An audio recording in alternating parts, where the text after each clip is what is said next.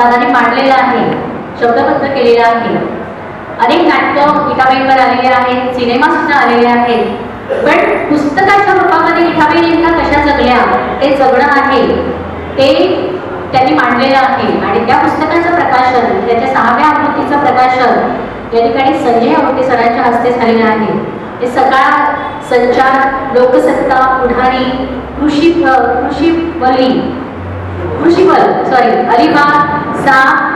अलिबाग असं आहे त्याचं नाव. हे सगळं गुगलवरून घेतलेलं आहे. गुगल बाबा आहे तो खूपच लेखन चुका करतो. हा भाषांतर फार काय. मगाशी ते मी पुस्तक वाचलं, चिनी मॅटिटील असं त्याच्यामध्ये उल्लेख होता. मी दादाला विचारलं की दादा नेमकं काय आहे, ते म्हणजे चिनी मातीतील असं आहे. तर फार असं थोडंसं होऊ शकतं. तर ही जी सगळी पुस्तकं म्हणजे वर्तमानपत्र आहेत, तर या वर्तमानपत्रांमध्ये काम करत करत हळूहळू आता लोकमतचे संपादक हे पद त्यांनी आता भूषवले. पुणे आवृत्ती आहे, त्याचं संपादन ते करतायत. एक डाव्या विचारसरणीचा लेखक, विचारवंत आपल्यासमोर उभा आहे. सगळ्यांनी जोरदार टाळ्यांनी स्वागत करायचं आहे. याची बरीच पुस्तकं आम्ही भारतीय, बरोबर भारताचे लोक असं पुस्तक त्यांचं आलेलं आहे. तर आपण ऐकूयात संजयजी आवटे यांना.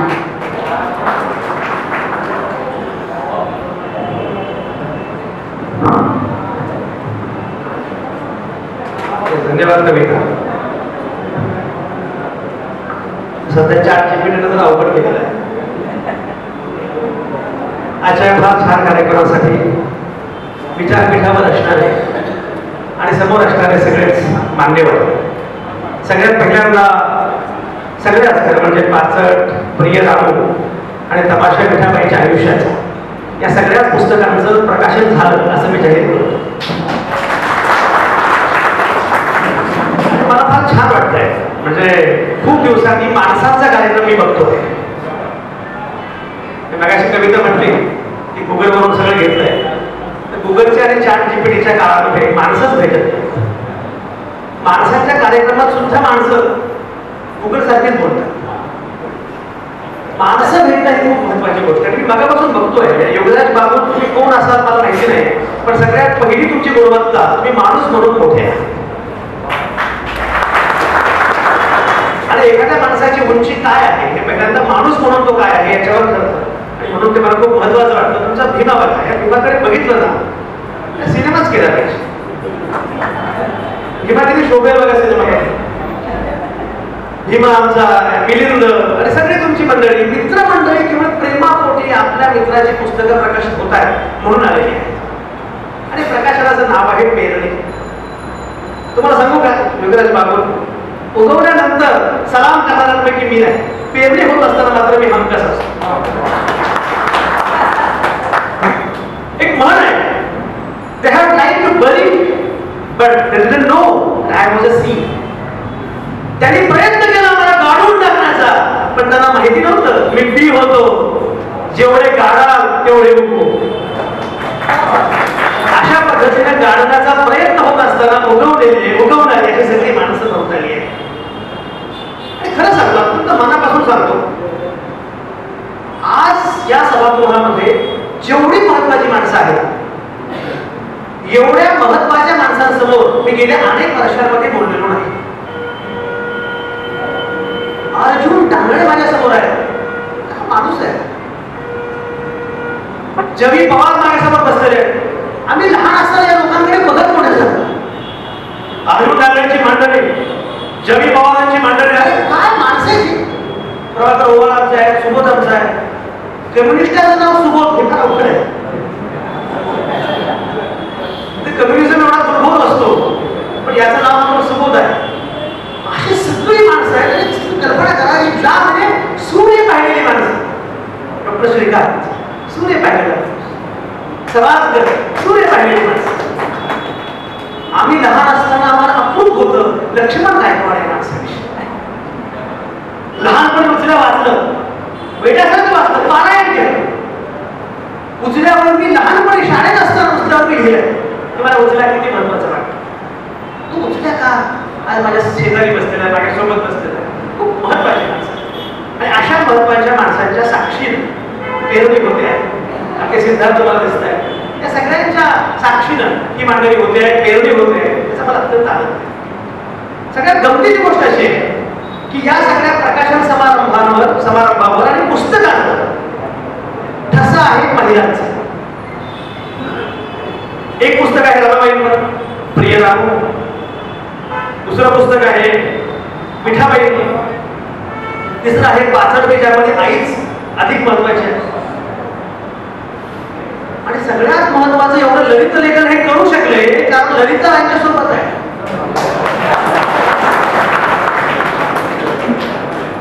मी नेहमी सांगतो लोकांना, लेखकांना, बायकोला कार्यक्रमाला घेऊन घ्या. तिला तेवढंच कळतं या निमित्तानं तरी की आपलं ध्यान काही फार वाया गेलेलं नाही.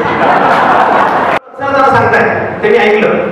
संपादकांना ही सवय असते नको ती ऐकायची आणि नंतर बातमी करायची. त्या म्हणाल्या नेहमीच्या उत्साहात जास्त करू नका, काळजी घ्या स्वतःची. किती बोलायचं काय बोलायचं हे सुद्धा डॉक्टर वत्सला ठरवलं.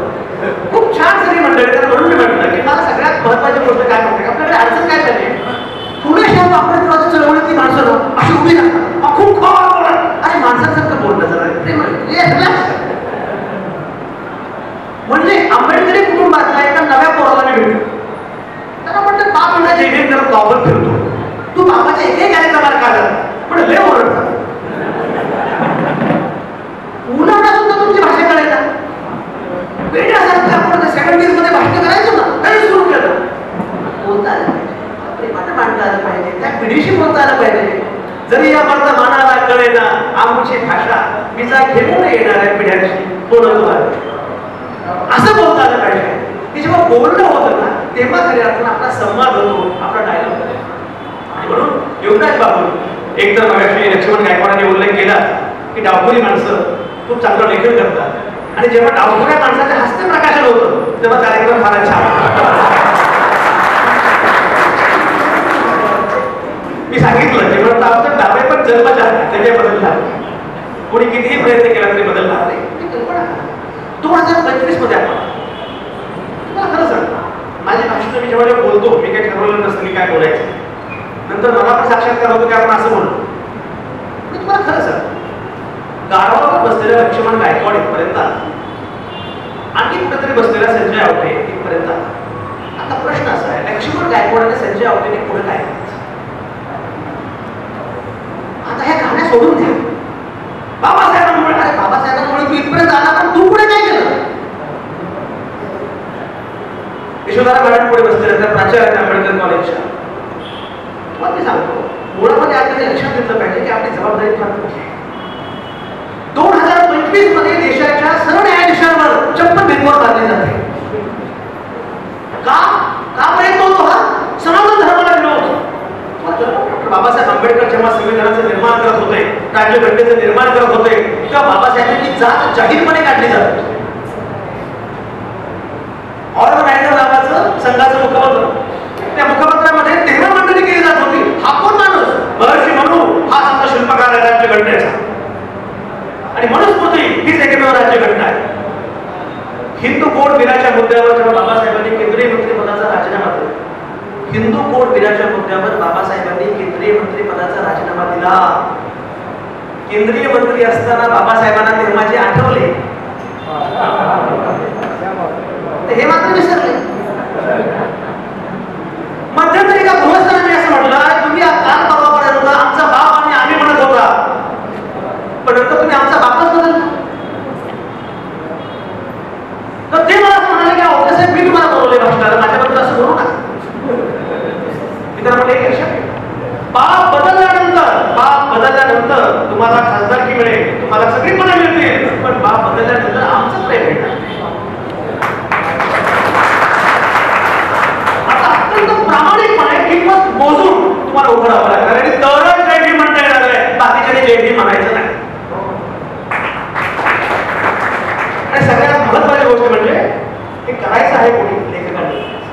हे कलावंतांनी करायचं, ते अन्य कोणी करण्याची आवश्यकता नाही. बाकीचे लोक काय करतात मला माहिती नाही. लेखक कलावंतांनी उभं राहायला पाहिजे. डोनाल्ड ट्रम्प जेव्हा अमेरिकेचे अध्यक्ष झाले तेव्हा लेखक उभे राहिले, Trump is not our president. तुम्ही काय घेतली? लेखकांनी, कलावंतांनी भूमिका घेतली. आपले लेखक कलावंत त्या पुरस्कारांमध्ये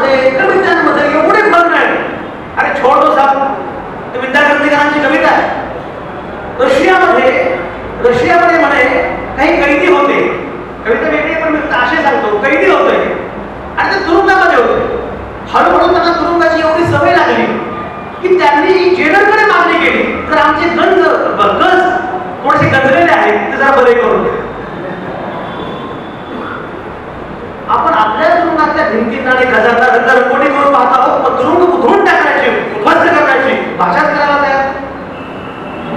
एका पाकिस्तानी कवीची कविता आहे आणि कविता पाकिस्तानी कवीची कविता मुद्दाम सांगतो कारण पाकिस्तानमध्ये कवी पण आहेत ते आपल्याला कळायला पाहिजे.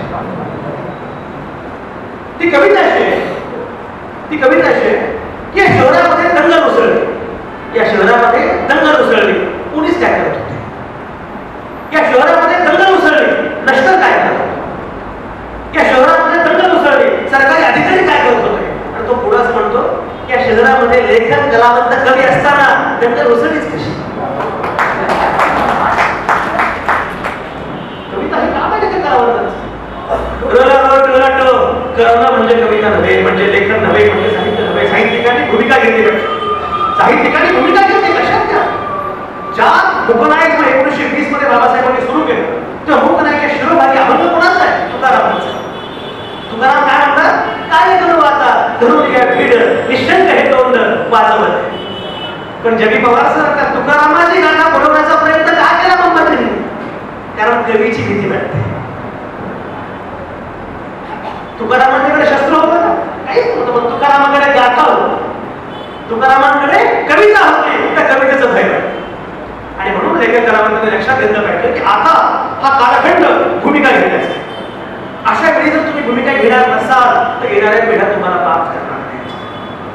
बाबासाहेब गेले तर बाबासाहेबांचं वय 65 होतं. खरं म्हणजे बाबासाहेबांनी तब्येत प्रकृती बघता बाबासाहेब दीर्घकाळ जगू शकले असते, पण तुमच्या माझ्यासाठी त्यांनी सगळी वर्ष घालवली झोपून. तळेगावमध्ये बाबासाहेबांचा बंगला आहे. त्या बंगल्यामध्ये मी एकदा सहज गेलो तेव्हा त्यांची केअर टेकर बाई होत्या, म्हणून गायकवाड त्यांना मी भेटलो. प्रभाकर उभार पुढे बसले, त्यांना माहिती आहे आणि सगळं त्याच्यावर लिहिलेलं आहे, खूप जवळचे मित्र आहे. तर त्या गायकवाड मी विचारलं तुम्हाला बाबासाहेबांचं काय आहे?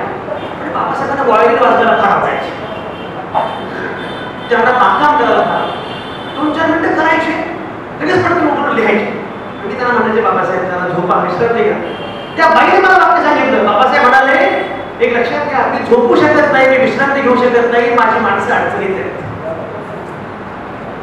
कल्पना करा, माझी माणसं अडचणीत आहेत म्हणून या माणसाला वाटते. मी नेहमी सांगत असतो नाही मजबूत माझ्या भीमाचा किल्ला. आणि तो केवळ किल्ला नाही, ती किल्ली पण आहे.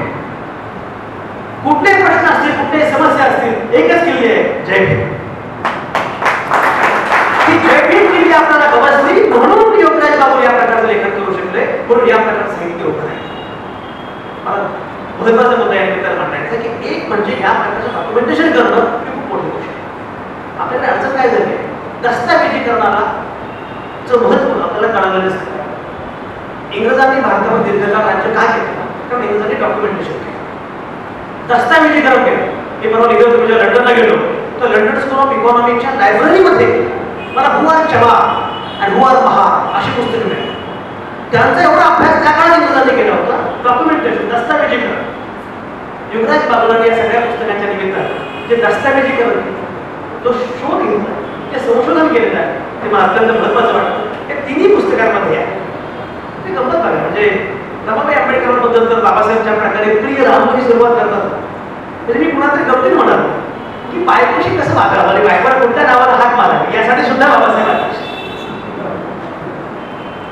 बाबासाहेबांचा रमाईशी असणारा नातं आणि बाबासाहेबांचं माई साहेबांशी असणारा नातं इतकं रोमॅन्टिक होतं, इतकं गोड होतं. तर बाबासाहेब मुळात रोमॅन्टिक होते. एक लक्षात घ्या, ज्याला प्रेम करता येत नाही त्याला काहीच करता येत नाही. प्रिय राम प्रतिम आणि त्याच्यानंतर विठाबाई. विठाबाई इतकी भारी बाई होती माहिती का? राज कपूर आणि विठाबाई एका कार्यक्रमात एकत्र आले. उल्हास पवारांनी सांगितलेला प्रसंग तुम्ही लिहिलाय का? एका कार्यक्रमात दोघं एकत्र आले. चुकून राज कपूरचा धक्का लागला विठाबाई. त्या नुकताच मेरा नाम जोकर नुकताच आला होता. विठाबाई म्हटलं हे भाई जरा देखील असं मातीतली प्रतिभा असणारी अशी फार उत्तुंग अशी मोठी बाई त्याचा करण्याचा प्रयत्न केला. माझं तर खूपच महत्वाचं आहे. एखादा माणूस घडला कसा हे कळण्यासाठी माझा विषय महत्वाचा आहे. म्हणून या तिन्ही पुस्तकांचे मी स्वागत करतो. या तिन्ही पुस्तकांच्या खूप आवृत्त्या निघाल्या, 6 आवृत्त्या निघाल्या. निलेश खूप चांगलं काम तुम्ही केलं. 6 आवृत्त्या निघाल्यात. मी तुम्हाला सांगतो योगराज बाबूरांचं हे लेखन एवढं महत्वाचं आहे की तुम्हाला आवृत्त्या काढण्याच्या कंटाळा येईल पण आवृत्त्या निघत राहतात. तिन्ही पुस्तकं महत्वाची. मगाशी म्हटल्याप्रमाणे मला या निमित्तानं एक मुद्दा सगळ्यात लेखक कलावंत विचारवंतांच्या अनुषंगाने चळवळीच्या अनुषंगाने पण सांगायचा. जवी पवार आता आपल्यासोबत आहे, अर्जुन डांगरे आपल्या समोर आहे, सुबोध कोरे आपल्या सोबत आहे. तुम्हाला एक सांग, चळवळींना नव्या पिढीशी जोडून घ्यावा. नव्या पिढीशी जोडल्याशिवाय चळवळींना लेखक कलावंतांना पुन्हा जाता येणार नाही. लक्ष्मण गायकवाड सगळ्यात महत्वाची गोष्ट काय म्हणजे त्यात अडचण काय, तुम्ही मुलांशी बोलतच नाही आणि मुलांशी म्हणते लोक बोलत आहेत. तुम्ही जे काही म्हणता मुलं वेगळाच विचार करताय, तर तुम्हाला त्यांच्या भाषेमध्ये बुद्धाच मांडता येते, तुम्हाला त्यांच्या भाषेमध्ये बाबासाहेब मांडता येते, त्यांच्या भाषेमध्ये पुणेशाहू आंबेडकर मांडता येते. आणि म्हणून त्या भाषेमध्ये या सगळ्या नव्या पिढीला जोडलं जाणं, जोडून घेणं जास्त गरजेचं. पण मी गंमत सांगतो, मध्यंतरी मी जर्मनीला गेलो होतो. तिथे मला एक प्राध्यापिका भेटली. त्या प्राध्यापिकेला मी असं म्हटलं की माझी पद्धत आहे, मी कुठेही परदेशामध्ये गेलो मी 5 गोष्टी करतो. पहिली गोष्ट म्हणजे यशोधरांना त्या देशातली शाळा होती. शाळा होती त्याशिवाय देश कळत नाही असं माझं म्हणणं. दुसरं म्हणजे त्या देशामध्ये गेल्यानंतर तिथल्या एका तरी घरात मुक्काम झाला, तिथल्या स्थानी तिथल्या घरात मुक्काम. तिसरं म्हणजे वर्तमानपत्राच्या कार्यालयाचा. चौथं म्हणजे पब्लिक ट्रान्सपोर्टनं प्रवास करतो. आणि 5वं तिथे एका तरी पब मध्ये रात्री नाईट आउट करतो. त्याशिवाय तो देश कळत नाही, ती संस्कृती कळत नाही असं माझं म्हणणं. तर मला लोक कशी वाटली त्या तिला पण मला घरी जायचं. ठीक आहे, आम्ही सगळे 5-6 जण तिच्या घरी गेलो. घरी गेलो 74 जण. त्या भिंतीच्या सगळ्या भिंतींवर असं काहीतरी फोटो लावलेले, सगळे फोटो असतात, काही चेहरे असे होते. ते कोण लोक आहेत? काय जर्मन माणसाला आपल्या पूर्वजांविषयी फार आपुलकी आहे की माझे पणजोबा तेव्हा काय करत, माझे खापर पणजोबा काय करत. हे शिवाजी महाराज असताना संजय आवडेंचे पूर्वज काय करत होते आपल्याला काही माहिती नसतं. आपल्याला पणजोबा कुठे जन्माला हेही माहिती नसतं. आपल्याला फक्त प्रभू राम कुठे जन्माला हे माहिती नसतं, त्याच्यामधलं काही माहिती नसतं. तर सगळं आजोबा पणजोबा खापर सगळं एक ठिकाणी, एका ठिकाणी मात्र एक भिंत, एक फ्रेम कोरी होती, फोटोज नव्हते. इथे तुला काही सापडला नाही का? तर त्याचं नाव घेऊ का, तो हिटलर सोबत होता. मी तुम्हाला सगळ्यांना सांगून ठेवतो, तुम्ही जर आज हिटलर सोबत असाल, लक्ष्मण गायकवाड, योगीराज बागुल, तुम्ही जर आज हिटलर सोबत असाल तर उद्या तुमच्या पिढ्या तुमच्या घरातल्या भिंतीवर तुमचा फोटो सुद्धा लावतात. आपण कोणासोबत असणार आहोत हे सांगण्याची, हे सिद्ध करण्याची वेळ आलेली आहे. कारण मी मगाशी काय म्हणतो, जय भीम म्हणण्यासोबत नाही, जय भीम म्हणणं म्हणजे सूर्याशी डायरेक्ट नातं आहे. सूर्याशी नातं सांगितलं की भस्मसात व्हावं लागतं, प्रसंगी जळून जावं लागतं, पण नातं सांगावं लागतं. कारण आपलं नातं थेट भीमाशी. बाबासाहेब आंबेडकरांनी त्या कालावधीमध्ये 25 नोव्हेंबर 1949 बाबासाहेबांचं अत्यंत गाजलेलं भाषण आहे संविधान सभेत. त्या सभेमध्ये बाबासाहेब काय म्हणतात, तुम्ही एखादा मुद्दा मांडला आणि तुमचा मुद्दा मला पटला नाही, नंतर दे, नंतर दे बाळा, नंतर बाबासाहेब संविधान सभेच्या भाषणामध्ये असं म्हणतात की तुम्ही एखादा मुद्दा मांडला आणि तुमचा मुद्दा मला पटला नाही, तर तुमचा मुद्दा खोडून काढण्यासाठी मी माझी बुद्धी पडला नाही. पण मला न पटणारा मुद्दा सुद्धा तुम्हाला मांडता यावा यासाठी जीवाची बाची. आणि बाबासाहेब तुकारामांना कोण करतात, तुका म्हणे होय स्वतःची सन्मान आपणाची बात आपणाची. ही परंपरा आहे भारताची. ही परंपरा बाबासाहेब अजून घेतली, ती प्रत्येकाला मुद्दा मांडता आला पाहिजे, प्रत्येकाला बोलता आला पाहिजे. तुम्हाला सांगतो मुद्दा यासाठी की आज असा कालखंड आलेला आहे की तुम्हाला तुमचा मुद्दा मांडताच. आपली अशी अवस्था आहे आपल्या पिढीची की विचार करतोय पण मुद्दा मांडता येऊ, आणि पुढच्या पिढीची अशी अवस्था आहे ती विचारच करणार नाही. हे लक्षात घ्या. नव्या पिढ्यांमध्ये अर्जुन डांगरे सरताना ही भीती नाही. तुमची मुलं कलेक्टर होते, डॉक्टर आपलं काय असतं ना, आमचा पोरगा डॉक्टर, आमचा पोरगा कलेक्टर, आमचा पोरगा अमुक झाला, मूर्ख पण आहे त्यामुळे काय होतं. तुझा पोरगा सामाजिक भूमिका काय घेतो त्यामुळे तुझं मोठे पडतं. त्या सगळ्या भीमसैनिकांनी बंद केलं पाहिजे. माझा पोरगा डॉक्टर केले, कोण तू डॉक्टर करणारा, झाला बाबासाहेबांमुळे. तो पुढे काय करतो, तो जर आयटी मध्ये जाऊन तेच उद्योग करणार असेल की जे बाकीचे नाही केले तर अपयश आहे हे आपल्या सगळ्यांचं सामूहिक अपयश. तुमच्या मुलांनी भूमिका घेतली पाहिजे, तुमच्या मुलांना विचार केला पाहिजे. मुलांनी विचारच करू नये अशा प्रकारची व्यवस्था मुद्दाम इथे येते आहे. तुम्ही काही करा, विचार करू नका. मग दाभोळकरांचा खून का होता, गोविंद पाटलांचा खून का होता, गवई लंकेचा खून का होता? याचं कारणच असतं की मुळामध्ये विचार करणाऱ्याची भीती वाटते आणि तुम्ही विचारच करू नये अशी इच्छा व्यवस्थेची असते. अशा वेळी आपल्याला सगळ्यात महत्वाचं काम करायचं असेल तर आपल्याला विचार करणारी पिढी घडवायची आणि विचार करणारी पिढी घडवण्यासाठी या प्रकारचं लेखन झालं पाहिजे आणि या प्रकारचं लेखन मी मगाशी म्हटल्याप्रमाणे नव्या पिढीपर्यंत पोहोचलं पाहिजे. नव्या पिढीपर्यंत हे पोहोचवणं हे सगळ्यात महत्वाचं. तुम्हाला गंमत सांगतो, लंडनचा मी मगाशी उल्लेख केला. योगराज बापूसर लंडनमध्ये गेलो आणि बाबासाहेबांच्या घरी 10 किंग हेनरी रोड वरचं बाबासाहेबांचं घर, त्या घरामध्ये मी गेलो आणि बाबासाहेबांच्या पुस्तकांमध्ये, बाबासाहेबांच्या पत्रांमध्ये त्या घराचा उल्लेख होतो. खिडकीमधून ट्रेन दिसते.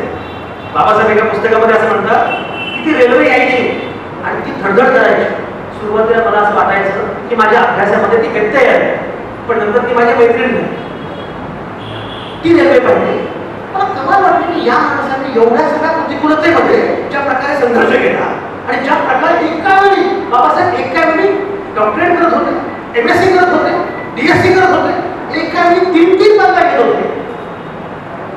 लंडनमध्ये मी गेलो तर सगळं पाहिल्यानंतर माझ्या लक्षात असं आलं की मुळामध्ये सगळं करत असताना बाबासाहेब तेव्हा असं म्हणाले होते की माझा भरोसा अन्य कोणावर नाही, पण माझा भरोसा इथल्या सर्वसामान्य माणसावर.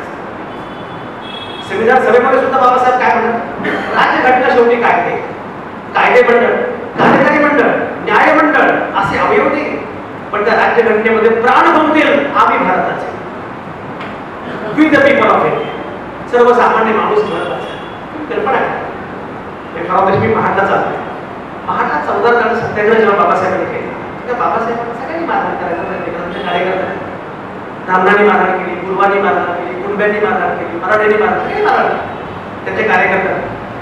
आणि कोणी जागा द्यायला तयार त्या फत्ते खान नावाचा एक तरुण पोरगा उभा आहे. म्हटलं बाबासाहेब मी तुम्हाला जागा. तर बाकीच्या लोकांनी सांगितलं की प्रत्येकाला जागा जर दिली तर तू आहे नाही आहे. एक बार मैंने कमिटमेंट कर ली, बरोबर. फत्ते खान जागा दिली, जागा ती सत्याग्रह पुढे झाला, फत्ते झाला. ही घटना मी पिंपरी चिंचवड मधल्या एका सभेमध्ये सांगत होतो आणि माझं ते भाषण बरंच पाहिलं. मला एक दिवशी फोन आला आणि आपले साहेब बोलतोय, मी महाडमधून बोलतो, तुम्ही ज्या फत्ते खानाचा उल्लेख केला ना त्याचे मी नातू. आणि मला माहितच नव्हतं माझा आजोबा किती मोठा आहे.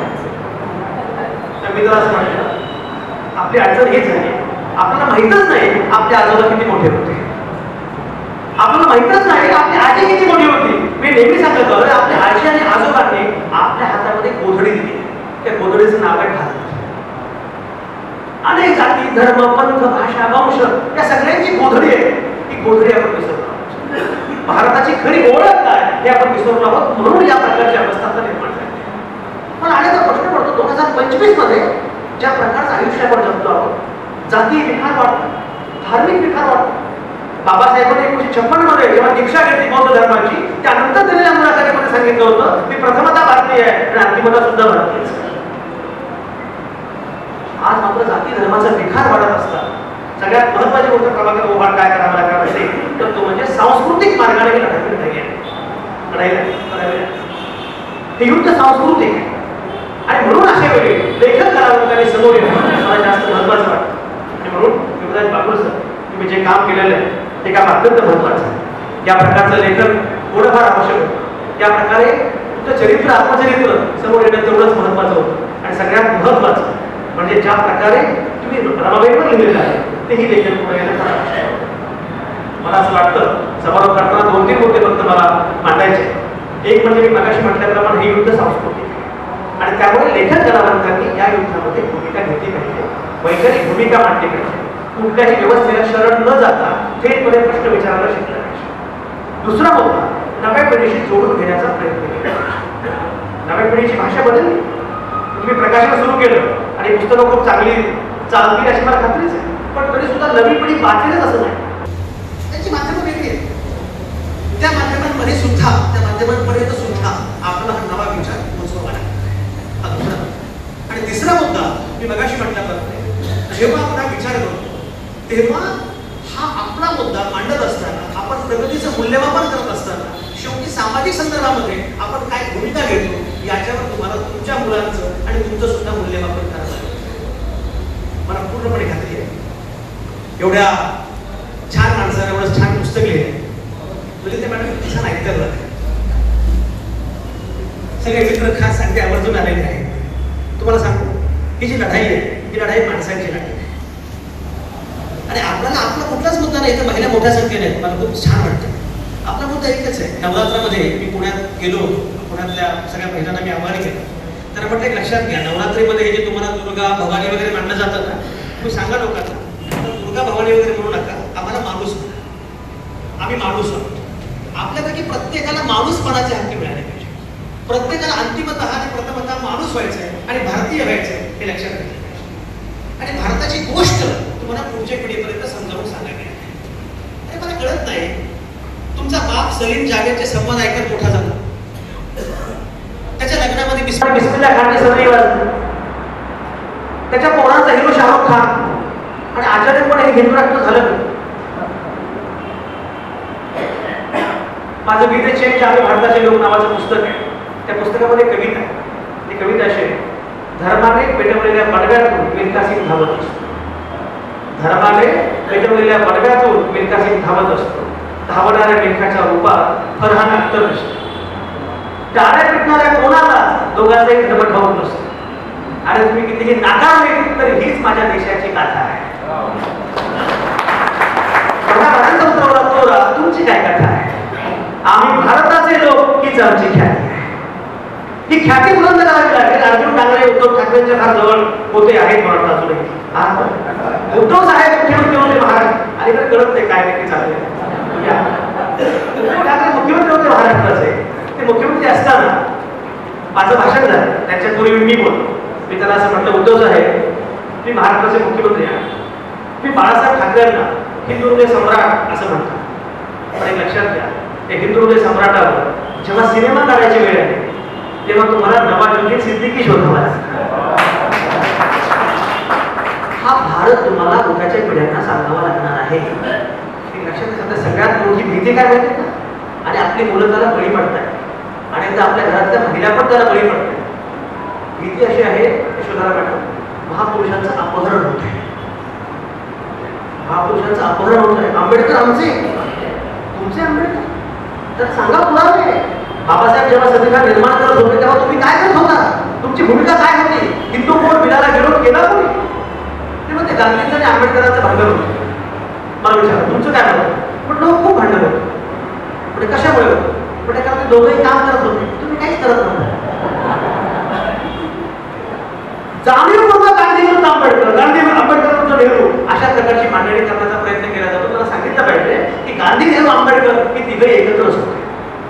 काहीतरी मतभेद असतील. मी तुम्हाला मुद्दाम सांगतो, आंबेडकरवाद्यांना गांधींचे महत्व कळत नाही. अनेक आंबेडकरवाद्यांना गांधी हा क्रमांक एकचा शत्रू वाटतो आणि गांधीवाद्यांना आंबेडकर कळत नाही. नव्या पिढीला सांगावं लागेल तुम्हाला, गांधी अधिक नेहरू अधिक आंबेडकर बरोबर भारत. हा भारताची गाथा, इतिहास तुम्हाला सांगावा लागेल. आणि मगाशी म्हटल्याप्रमाणे त्यांना हे सांगावं लागेल की हा वेगळा देश आहे. हे या जातीचे, ते त्या जातीचे. नेहमी सांगतो छत्रपती शिवाजी महाराज हा प्रेरणास्रोत आहे महाराष्ट्राचा. हे महाराष्ट्राला सगळ्यात पहिल्यांदा सांगितलं महात्मा फुले. रायगडावरची समाधी पहिल्यांदा शोधून काढली कोण? महात्मा फुले. शिवरायांचा पवाडा पहिल्यांदा गायला कोण? महात्मा फुले. आणि बाबासाहेबांनी जेव्हा सत्याग्रह केला 14 करायचा, तर बाबासाहेब म्हणाले हा सत्याग्रह मी इथंच करतोय कारण ही रयतेच्या राजाची भूमी. मग आता शाहीर काय म्हणतो? दोनच राज इथे गाजले या कोकण पुण्यभूमीवर, एक त्या रायगडावर, एक चवदार कराय. शिवबा, ज्योतिबा, बाबा याच्यात जैव नातं तुमच्या नव्या पिढ्यांना कळालं. आणि म्हणून मला असं वाटतं की हे नव्या पिढ्यांपर्यंत पोहोचवणं अत्यंत आवश्यक आहे, अत्यंत महत्वाचं. मला मजा सांगतो, मी जेव्हा बराक ओबामांवर पुस्तक लिहिलं, कविता बराक ओबामांवर मी पुस्तक लिहिलं, बराक ओबामा बदलत्या जगाचा सक्सेस पासवर्ड नावाचं पुस्तक. जेव्हा बराक ओबामा 2008 मध्ये अमेरिकेचे अध्यक्ष झाले. त्याच अमेरिकेमध्ये आता डोनाल्ड ट्रम्प अध्यक्ष आहे. तर नोबेल मिळतं की काय अशी मला भीती होती. आणि तेव्हा मी असं म्हटलं की बरं झालं गांधींना नोबेल नव्हतं मिळालं. बराच ओबामा अमेरिकेचे अध्यक्ष झाले. ते होण्यापूर्वीच त्यांच्यावर मी पुस्तक जवळपास माझं लिहून तयार होतं, कारण ते अध्यक्ष होती अशी मला पूर्णपणे खात्री होती. ती मध्ये गंमत सांगतो. आणि ना बराक ओबामा अमेरिकेच्या अध्यक्षपदाच्या निवडणुकीला उभे राहिले. तेव्हा लक्षात राहा, मी लोकसत्ताचा सहसंपादक होतो आणि कुमार केतकर माझे संपादक. कुमार केतकर तेव्हा अमेरिकेला चालले होते, अध्यक्षीय निवडणूक कव्हर करा. मी केतकर साहेबांना म्हटलं, जर काय वाटेल ते का तुम्हाला सुपारी देतो. बराक ओबामाला आपल्या अध्यक्ष करूनच करत ओबामा अध्यक्ष व्हावाशी माझी फार इच्छा. केतकर साहेबांना म्हटले, अमेरिकेच्या अध्यक्षाचं नाव बराक हुसेन ओबामा असं असेल. नाव कसं पाहिजे? George Bush, bill Clinton, Roosevelt. तो काय अध्यक्ष होणार? सर मी तुम्हाला सांगतो, तू कधी अमेरिकेची निवडणूक कव्हर केली? मी नाही कव्हर केली. पण तरी माझा आर्ग्युमेंट सुरू होतो. आर्ग्युमेंट जेव्हा फार तरुण मुलं करायला लागतात तेव्हा ज्येष्ठ लोक वयावर येतात. तू किती उन्हाळे बघितले, तू किती पावसाळे बघितले बघ. ते मी त्यांना म्हटलं, तुमचं वय जास्त असेल पण मी तुम्हाला एक सांगतो, मला नवी पिढी कळली. नव्या पिढीला नव्या पिढीच्या भाषेत जर नीट कोणी ऍड्रेस केलं तर ती बदल करते, ती क्रांती करू शकते, बदल होणार. ते गेले, परत आले, निकाल लागला, बराक ओबामा अमेरिकेचे अध्यक्ष झाले. केतकर साहेब म्हटले, तुला खरंच नवी पिढी कळली नाही.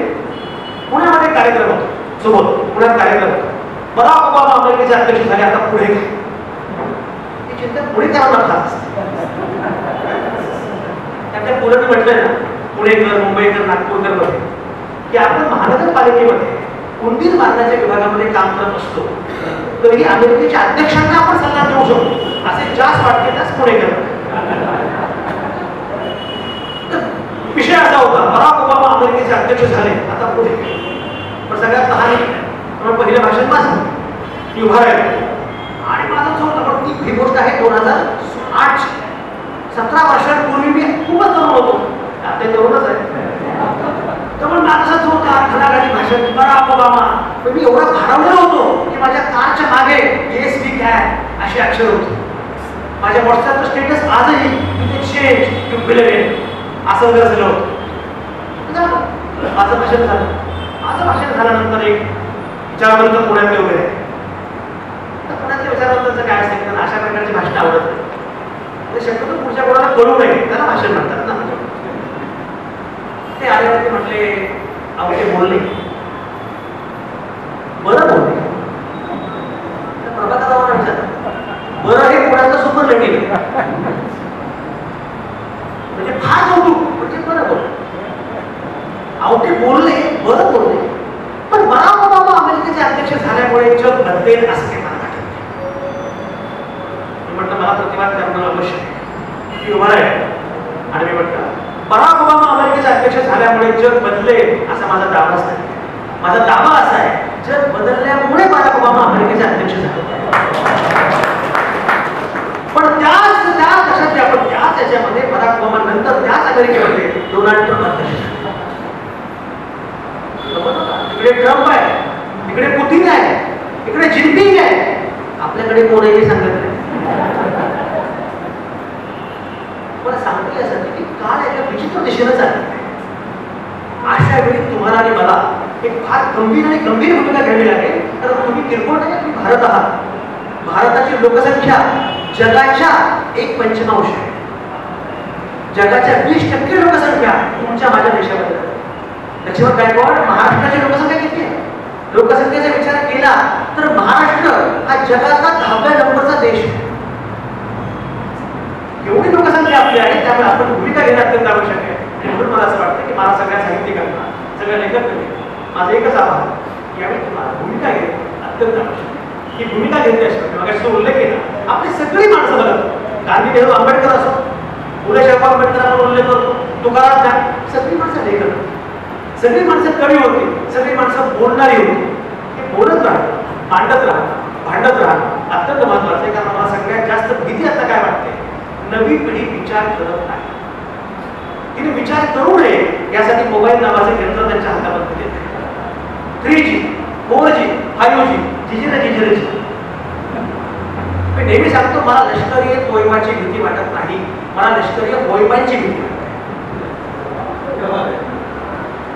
लष्करी होयबा तयार करण्याचं काम आपल्या देशामध्ये सुरू आहे. अशा वेळी विचारी करून घडवायचे असतील, विचारी पिढी घडवायची असतील तर आपल्याला लिहावं लागेल, आपल्याला वाचावं लागेल, आपल्याला मांडावं लागेल, आपल्याला भांडावं लागेल, आपल्याला बोलावं लागेल. आणि म्हणून योगीराज बाबू यांच्यासारखा हे खूप छान लेखक माणूस थांबतो तो आज येतो आणि एवढं वैचारिक लेखन करतो. मला कोणतरी विचारलं की योगीराज बाबू ते प्राध्यापक आहेत, प्राध्यापक नाहीत म्हणूनच बोलतात जास्त लिहितात.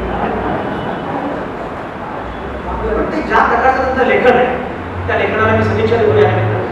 आणि प्रत्येकाला हे सांगतो की फक्त टाळ्या वाजवू नका, त्याच हाताने नंतर हे पुस्तक पण घ्या, ही पुस्तकं घ्या, ही पुस्तकं वाचा, ही पुस्तकं अत्यंत महत्त्वाची आहेत. अशा प्रकारचं लेखन वाढलं पाहिजे, अशा प्रकारचे प्रयत्न वारंवार झाले पाहिजेत. आणि मला खात्री आहे माझी जी आवडती गझल आहे सुरेश भटांची, हे असे आहे तरी पण हे असे असणार नाही, दिवस आमचा येत आहे तो घरी बसणार. हे खरं की आज त्यांनी घेतलेले सागरचं ठेके आणि लागलेच ठोके सुद्धा. हे खरे की आज त्यांनी घेतलेले सारेचं ठेके पण उद्या त्यांच्या चित्रेवर ते लढणार नाही.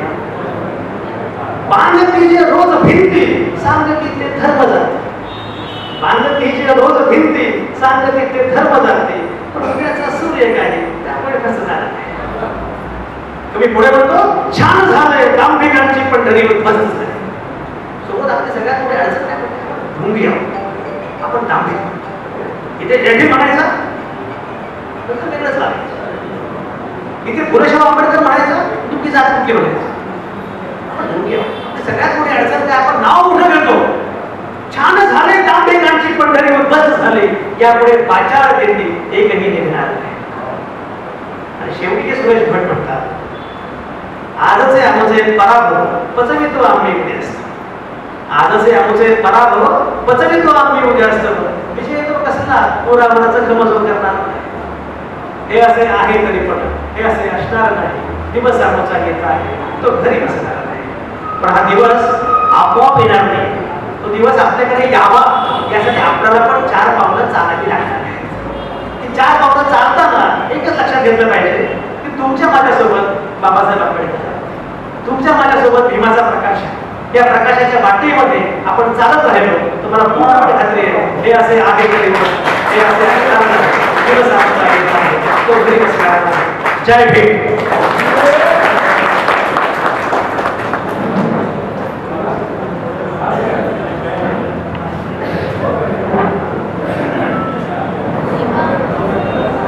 एका दिवाळी अंकामध्ये माझी कविता आली होती. संजयजी खास आपल्यासाठी किस्सा सांगते आणि ती कविता ऐकून मला कविता वाचून मला पुण्यावरून फोन आला. मला का त्याचं नाव आठवत नाही पण आडनाव आठवतोय. ते म्हणाले की मी आवते बोलतोय. तर मी ते म्हणजे कवितेविषयी त्यांना कविता खूप आवडली म्हणून त्याने फोन केला होता. मी त्यांना सहज म्हटलं की तुम्ही संजय आवतेंचे वडील का? ते म्हणाले हो मी संजय आवतेंचे वडील बोलतोय. मला इतकं बरं वाटलं. म्हटलं संजय आवतेंना मला भेटायचं आहे आणि त्याच्या वडिलांचा मला फोन आला. ते माझ्यासाठी खूप मोठी गोष्ट होती ती. आणि आज या निमित्ताने म्हणजे आजचा दिवस करायचे दिवस आतामध्ये आज दिवस आलेला आहे. ते संजय आवतेंना ऐकायला मिळालं, लक्ष्मण गायकवाडांना मला ऐकायला मिळालेलं आहे. आणि उद्याचा दहशतगर्द अंधार आहे तो जर आपल्याला दूर करायचा असेल तर त्यासाठी आपली जी पिढी आहे त्या पिढीला आपल्याला सक्षम करायचं असेल तर आज लेखकांनी जे कवी आहेत त्यांनी सगळ्यांनी एक सांस्कृतिक चळवळ उभारली पाहिजे. असा एक जो आशावादी सूर आहे तो आजच्या दिवशी संजय आवतेंनी आपल्यापर्यंत पोहोचवलेला आहे. आणि तो सूर घेऊन आपण पुढे नक्कीच आपली पिढी आहे, आपला जो काही विचार आहे तो इतरांपर्यंत पोहोचवण्याचा प्रयत्न करणार आहोत. आज भूमिका घेणं किती महत्त्वाचं आहे हे त्यांनी इथे निश्चित केलेलं आहे. मला वाटतं की ही भूमिका घेण्याची सुरुवात जी संजय आवटीने केलेली आहे ती आपण सगळ्या लेखकांनी म्हणजे रविदादांनी तर आधीपासून केली आहे, अश्वंतदादांनी पण केलेली आहे. इथे सगळे आशाताई कांबळे इथे उपस्थित आहेत, त्या प्रत्येक वेळेला भूमिका घेतच आलेल्या आहेत. तर अशी सगळ्यांनी भूमिका जर घेतली तर मला वाटतं की त्यांना पडता होईल, थोडी होईल. आणि हा जो एक विचार आहे तो विचार घेऊन ही पुस्तकं घेऊन 40% सूट या पुस्तकावरती आजच्या दिवशी तुम्हाला मिळणार आहे आणि ती पुस्तकं सगळ्यांनी विकत घ्यावी असं मी तुम्हाला सगळ्यांना आवाहन करते. जरी म्हणून ते गंमत होतं घरगुती कार्यक्रम म्हणून होता. मला असं वाटतं की मुंबईकरांना पण पुणेकरांचा संसर्ग झाला की काय. तर मला एक मेसेज असा आला होता की संजय कार्यक्रम संपला की रात्री आपण जेवायला जायचं. याचे मेसेज करा ते कार्यक्रमाला आलेच नव्हते. म्हटलं बहुतेक पुणेकर पण ती मिलन पंचाव आली आता म्हणजे तर मला माझं जेवण रात्रीचं पक्क झालं.